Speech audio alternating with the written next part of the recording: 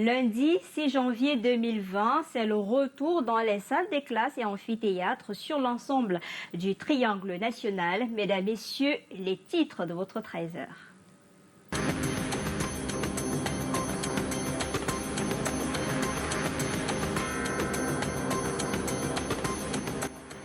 Fini la trêve de Noël et du Nouvel An, élèves et étudiants des secteurs publics et privés ont repris ce matin les chemins vers les collines du savoir dans le milieu éducatif. Il se dit que cette séquence est la plus déterminante, dont nécessite un travail ardu et une attention soutenue en vue de la réussite à laquelle aspirent ceux qui se montrent les plus studieux.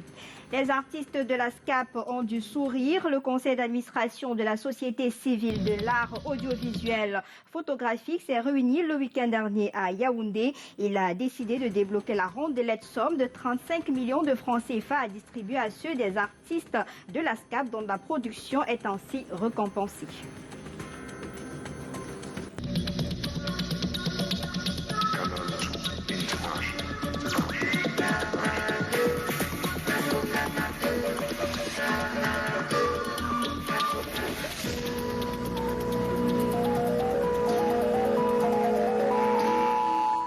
Toutes nos excuses pour ce léger retard. On va immédiatement commencer avec cet accident de la circulation survenu à l'aéroport de Douala ce matin. Un conducteur de moto-taxi a failli perdre sa vie en voulant esquiver une autre moto en détresse sur la route. Heureusement, un pompier marin de passage s'est arrêté pour lui porter secours. Et pendant ce temps, un autre accident de la circulation est survenu dans la ville de Yaoundé où on va immédiatement retrouver Raksha Basegienna. Bon après-midi. Bon après-midi à tous. Nous sommes à la descente carrefour de la Caisse, juste en face de l'hôpital de la Caisse, où a eu lieu un drame. Un camion qui a perdu ses freins et a emporté avec lui des voitures qui étaient garées. Il y a eu des victimes, bien sûr, sous la voiture qui est juste derrière nous. Il y a eu une dame qui a été ensevelie par la voiture. Elle est actuellement aux urgences. On ne sait pas ce qui s'est passé. Le chauffeur du camion actuellement est entre les mains de la police qui l'ont protégé heureusement de la justice populaire. Nous sommes ici, vous voyez l'attroupement, la circulation est interrompue. De l'autre côté aussi, la circulation est interrompue. Alors à la suite de cet accident, on va recueillir les informations des témoins qui étaient sur le lieu, qui vont nous dire exactement ce qui s'est passé. Celle-ci, cette voiture, elle était garée. L'autre là, qui a la marchandise là, descendait. Donc le gros camion a traîné toutes ces voitures là et venir là, comme vous voyez là. Et lui il a continué. Donc en temps, nous on pensait même qu'il voulait fuir. Mais il s'est arrêté. Il a cherché là où se cacher. J'ai garé le véhicule plus haut là pour aller à l'hôpital. À peine je paye les examens à faire, le temps d'aller au laboratoire, je comprends le bruit et je sors. Je me place là, je vois mon véhicule ici, alors que mon véhicule était plus haut. Attendant les enquêtes de la police pour nous donner les informations supplémentaires, nous étions ici à la descente de l'hôpital de la Caisse, Raksha Basegienna et Francis Ngepna. Merci à vous, Raksha Basegienna. Et je le disais tout à l'heure, plus de peur que de mal sur l'axe conduisant à l'aéroport international de Douala ce matin. Un conducteur de moto a failli perdre sa vie en voulant esquiver une autre moto en détresse sur la route. Heureusement, un pompier marin de passage sur ce lieu-là a pu porter secours. Des précisions avec Yasser Trésor Tanon. C'est l'attroupement qui attire notre attention. Au milieu des curieux, un homme au sol avec des blessures au visage. Il est sonné, mais l'on tarde à le secourir. La scène se déroule ce lundi matin sur l'axe non loin du lieu dit tunnel aéroport international de Douala. Il s'agit d'un moto-taximan accidenté. Il y a un personnel, le levier de vitesse est tombé en route. Les voitures sont arrêtées. Quand elle veut retourner pour revenir, c'est là où le Benzenet n'a pas contrôlé la situation, il est venu le percuter. Donc celui qui est couché là, c'est le Benzenet qui n'a pas contrôlé la situation. Il s'est renversé comme ça, tant que le camion venait à gauche comme ça. Mais il s'est caressé comme ça, la cogné, raté au sol comme ça. Nous faisons signe aux gendarmes de la brigade de l'aéroport, mais l'homme qui vit la scène semble plutôt indifférent. Finalement, c'est le sergent Fabrice Gimfak, marin-pompier de passage, qui descend de sa moto pour agir comme il se doit. Il met l'accidenté sur la bonne position, stoppe un taxi pour le transporter. La moto de l'accidenté est également embarquée. Le sergent remonte sur son engin à 2 roues et les accompagne à l'hôpital. Aux dernières nouvelles, il n'y avait plus de place à la garnison et le blessé a été interné aux urgences de la clinique Mouna. Il n'a pas de pièce d'identité ni de téléphone portable. L'homme est hors de danger d'après les informations reçues. Et nous sommes donc le 6 janvier 2020, jour de rentrée scolaire sur l'ensemble du territoire national. À l'école publique du Plateau à Garoua, dans le Nord Cameroun, la rentrée a été perturbée par les flammes qui ont consumé la salle de classe abritant le cours moyen 1B. C'est la 3e fois, il faut le dire, que cette même salle reçoit la visite des flammes. En ce premier jour de rentrée scolaire, c'est le désarroi des élèves et enseignants.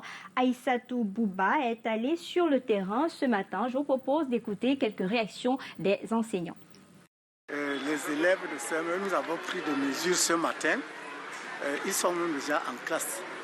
Oui, il y a une salle de réunion, là, la salle ronde. C'est là où on a mis ces enfants. Ils sont même déjà en classe. Les ressources de cet incendie restent encore inconnues. Oui, nous n'avons aucune idée sur les sources de cet incendie. Mais je crois que la réaction prompte des sapeurs-pompiers a fait en sorte qu'on maîtrise l'incendie au niveau d'une salle. Sinon, tout le bâtiment serait parti. Le 13, mon directeur m'a appelé. Il m'a donc informé que la salle de classe n'existait plus. Les élèves de CME, nous avons pris des mesures. Le directeur m'a appelé. Il m'a donc informé que la salle de classe n'existait plus et que j'avais tout perdu. Immédiatement, je me suis déportée sur le lieu. J'ai constaté qu'aucun banc n'existait. Tout a été consumé par les flammes. Aujourd'hui, le moral est bas. Je n'ai pas, là où je suis, je ne sais pas si je suis à l'école, je n'ai rien. Tout ce que j'ai eu à préparer pour la rentrée est entré dans l'eau. Le moral est bas. La rentrée a été timide chez moi. Là où je suis, je ne sais pas, avec les enfants, avec le nouveau locaux, ils ne sont pas habitués. Même le tableau, tout est nouveau, tout est étrange. Donc, pour se remettre, ce n'est pas facile. Courage donc aux élèves et enseignants de l'école publique du Plateau à Garoua dans le Nord Cameroun. Et pendant ce temps, la rentrée a été effective à Bafia dans le département du Mbamé-Noubou. Depuis 7 heures de ce matin, les élèves ont regagné leur salle de classe. Mireille Flore Defofoto et Espoir Baïra pour le reportage. Ils étaient presque tous présents ce lundi 6 janvier au rassemblement dès 7h30 au lycée technique de Bafia, Lambata. Le proviseur en a profité pour faire des recommandations à l'endroit des élèves et enseignants. L'assiduité au travail reste le maître mot pour ce trimestre. Ici au lycée classique et moderne de Bassia, le premier cours de la journée est dispensé. Constaté au lycée classique et moderne de Bafia, nous avons repris les cours. Et les cours, comme vous le constatez, tous nos élèves sont là.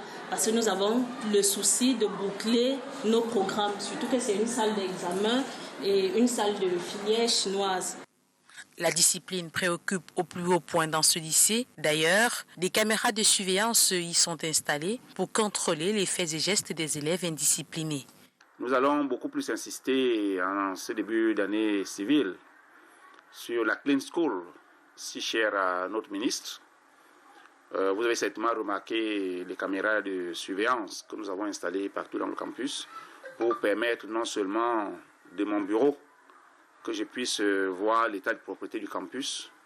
Non loin de là, au lycée bilingue de Bafia cette fois-ci, le proviseur appelle les élèves à plus de discipline pour mieux aborder le deuxième trimestre qu'il considère important. Nous avons constaté que les enfants sont revenus avec un peu de timidité et nous leur avons rappelé que attention, l'année scolaire se poursuit et le deuxième trimestre d'ailleurs, qui a commencé depuis la fin du mois de novembre, va se poursuivre avec la fin des évaluations de la 3e séquence. Le constat fait état de ce que Tous les élèves n'ont pas regagné les salles de classe ce matin. Quelques-uns flânent à l'entrée des établissements, vu qu'ils sont arrivés après l'heure.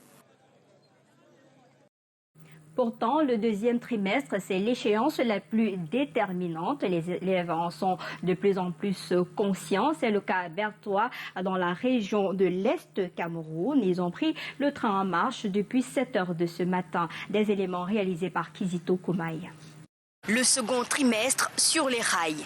Les élèves doivent s'armer de courage, de détermination et surtout élaborer un bon programme de travail pour braver avec brio ce trimestre plutôt complexe. À Bertois, dans la région de l'Est, les élèves en sont conscients. Tenu ce cap, je vais étudier davantage, puisque l'étude, c'est ça, c'est à travers l'étude qu'on réussit pendant l'examen. Donc je compte m'améliorer dans mes études. Ce qui concerne le deuxième trimestre, c'est un trimestre vraiment pas évident, mais je pense que par l'aide des conseils d'orientation, à ce qui concerne les programmes d'études, cela sera plus facile. Et juste le travail, en fait, c'est le travail qui paye. Il est court et réputé déterminant, avec toutes les interruptions post- et périscolaires annoncées, y compris le double scrutin du 9 février prochain. A été marqué par la célébration de la fête de la jeunesse qui nous impose plusieurs journées.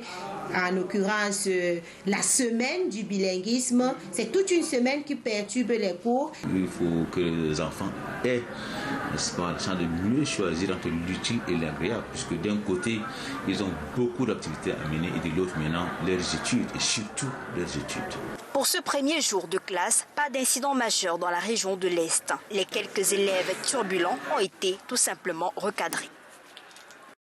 Après donc 2 semaines de congé, les établissements d'enseignement du public et privé ont repris du service à Yaoundé. Élèves et étudiants sont bel et bien présents en salle et dans les amphis. Des précisions avec Janice Kamga et Michel Foucault.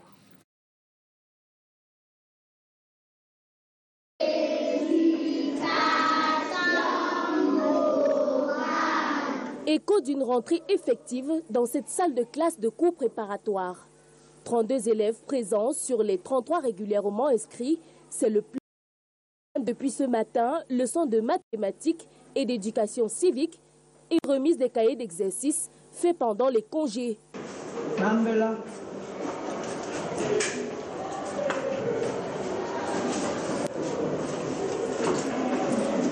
Comme le deuxième trimestre est court et on a beaucoup de fêtes, donc nous avons commencé avec les révisions le matin. À partir de 10h, on a continué avec les leçons. Au lycée Leclerc, même ambiance, les élèves sont assidus. Le cours d'éducation à la citoyenneté captive toute l'attention dans cette classe de terminale, à la satisfaction du proviseur. À 7h30, nous avions procédé à la prise en main des élèves au portail, pour leur inculquer encore une fois la notion d'assiduité et de ponctualité, pour leur signaler que, pour ôter en eux l'esprit des congédiés ou bien des fêtards. Le supérieur n'est pas en reste. Les examens du premier semestre se tiendront en fin janvier. C'est conscient de ce challenge qu'étudiants et enseignants répondent présents à l'appel du programme de cours.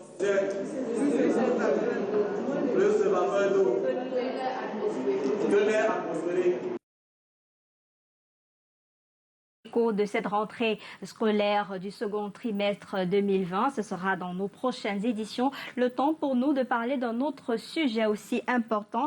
Il vient de souffler sur sa première bougie en tant que chef du gouvernement. Joseph John Ngouté a été nommé le 4 janvier 2019 comme Premier ministre par le président de la République. Une année qui n'a pas été de tout repos entre la mission de paix dans les régions anglophones, la descente dans les marchés espaces sinistrés, notamment le cas du marché Congo, l'hommage aux victimes de Ngouache dans la région de l'Ouest Cameroun, le grand dialogue national à Yaoundé et bien d'autres sujets importants. Le calendrier a été très chargé pour Joseph John Ngouté qui poursuit sa mission en tant que Premier ministre chef du gouvernement. Nous y reviendrons dans nos prochaines éditions. En religion à présent, les églises pentecôtistes d'Umbam et Inubu ont prié hier dimanche pour la paix et le vivre ensemble au Cameroun, surtout en ce moment où le pays fait face à de nombreux défis, notamment les défis sécuritaires et électoraux et autres sujets pour cette année 2020. Yvonne Katinken et Espoir Baïhan font le point. Les églises pentecôtistes d'Umbam et Inubu prônent le vivre ensemble. La cérémonie organisée ce week-end a été l'occasion de présenter l'engagement des pentecôtistes à œuvrer pour la paix et l'unité du Cameroun. L'amour, tel que 1 Corinthiens 13 nous dit, l'amour supporte tout, l'amour pardonne tout, l'amour croit tout. Et nous croyons que par l'exemple de l'Église, si la nation, le peuple camerounais tout en entier, vraiment intègre l'évangile de Jésus-Christ, il n'y aura plus de guerre, il n'y aura plus de tribalisme, il n'y aura plus de régionalisme. Pendant des heures, ils ont chanté des chants de louanges, ils ont lu des évangiles pour prôner la paix. Une paix qui commence par l'amour du prochain. L'évangile, c'est le socle du vivre ensemble. Si nous prêchons l'évangile à nos voisins, nous n'aurons pas de problème avec eux. Nous n'aurons pas de problème avec eux. Oui, et nous allons vivre ensemble, nous allons nous supporter. Nous allons les aimer comme nous nous aimons, comme Dieu lui-même dit que nous devons aimer notre prochain. Et ce que tu ne veux pas que l'on te fasse, ne fais pas aussi ça. Beaucoup de joie et d'enthousiasme ce week-end chez les fidèles pentecôtistes venus nombreux prier pour le retour de la paix dans un pays déchiré par des conflits divers. Quand on présente un message à 500 personnes, on ne peut pas dire qu'il n'a pas été suivi. Bon, la suite c'est que ce n'est pas la première fois que nous lançons un appel pour prier pour la nation. Nous prions toujours pour la nation. Ça, ce n'était qu'une exhortation à poursuivre ce que nous avons déjà commencé de faire depuis plus de 5 ans aujourd'hui. L'Église est un acteur incontournable. Les 500 personnes venues témoigner les bienfaits du vivre ensemble ont prié pour la paix, une paix durable au Cameroun. Toujours en religion, le 57e congrès de l'Union des femmes chrétiennes de l'Église évangélique du Cameroun s'est tenu le week-end dernier dans la ville de Douala, sous l'œil très vigilant de la présidente nationale. Henriette Mbachou prône la réconciliation au sein de la paroisse de Ndjonjo. Des précisions avec Yasser Trésor Tanon et Marus Kossou. Une procession dans les rues de Bonapriso à Douala. Ce sont les membres du département de l'Union des femmes chrétiennes de l'Église évangélique du Cameroun. Main dans la main, elles chantent la réconciliation. Ces femmes-là, en qui Dieu a mis la parole de la réconciliation, comme le stipule le thème de leur 57e congrès national qui se tient dans le département du Vouri. Vous savez, la femme dans l'Église évangélique du Cameroun, c'est la colonne vertébrale. C'est-à-dire, comme mère, éducatrice, elle a une grande responsabilité, n'est-ce pas, pour la paix dans cette église. Et nous avons passé un peu plus de 2 ans à prier pour la situation de cette église. Mais nous ne désarmons pas. Les travaux se déroulent au foyer Ndjonjo et le principal frein de l'évolution reste la crise. On avait mis une pépinière là-bas dans le nord-ouest qui germait déjà, mais avec la crise, tout s'est tassé. Nous sommes restés avec des gens de Limbé et de Bouéa, mais après aussi les gens de Bouéa se sont retirés. Nous sommes restés avec les gens de Limbé. Les femmes regrettent les retards accusés et même la démobilisation causée par les troubles dans le nord-ouest et le sud-ouest. Dieu ne ment pas. Plusieurs années, on priait pour l'insécurité dans l'extrême nord. Vous voyez qu'aujourd'hui, les choses se sont bien passées. On ne parle plus trop de ça, même si c'est un peu réduit. Mais Dieu a pris le dessus et les femmes de l'extrême nord et du nord sont présentes à ce congrès. Un culte a permis de louer le Seigneur pour qu'il prenne lui-même l'initiative de mettre fin à la distance, car il demeure le sujet par excellence de la réconciliation.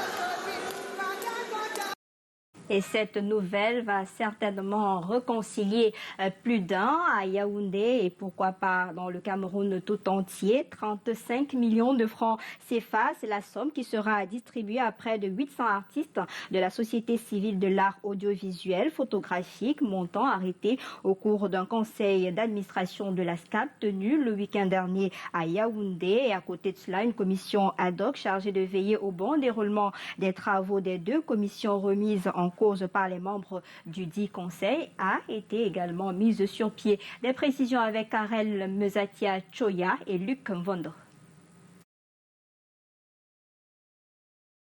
Au rejet des commissaires des deux commissions d'identification et de répartition des droits d'auteur de la Société civile de l'art audiovisuel et photographique, présenté lors du conseil d'administration de la SCAP, les membres ont procédé hier dimanche à Yaoundé à la création d'une commission ad hoc constituée de 6 membres, chargée d'apporter des amendements et veiller au bon déroulement des travaux des commissions remises en cause.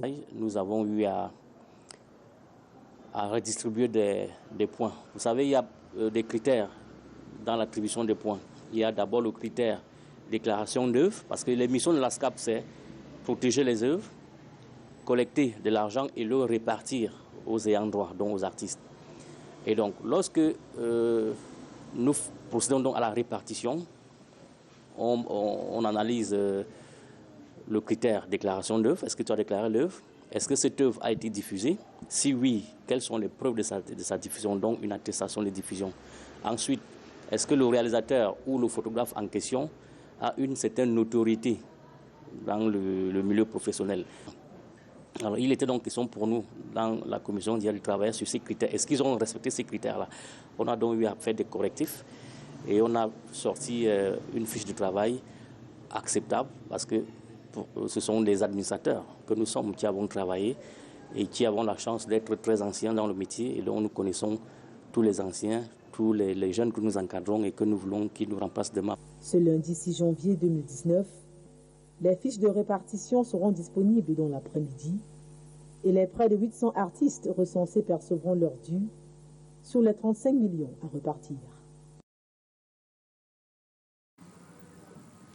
Et on suivra pour vous cette actualité. Une note en sport pour terminer. Jeux olympiques Tokyo 2020. La sélection camerounaise a battu hier dimanche le Botswana par 3-7-0. Un match comptant pour le tournoi de qualification olympique Tokyo 2020. Ce lundi, le Cameroun affronte le Nigeria et le Botswana sera face au Kenya. On aura l'occasion de revenir également sur cette actualité sportive. C'est la fin de ce 13h. Merci de l'avoir regardé. À l'édition, Yvonne Katinken, Karel Mezatia Choya, équipe technique Colin Swanchuan, Cyril Kayak. J'aurai le plaisir d'être des vôtres demain à 13h. Bon après-midi à tous.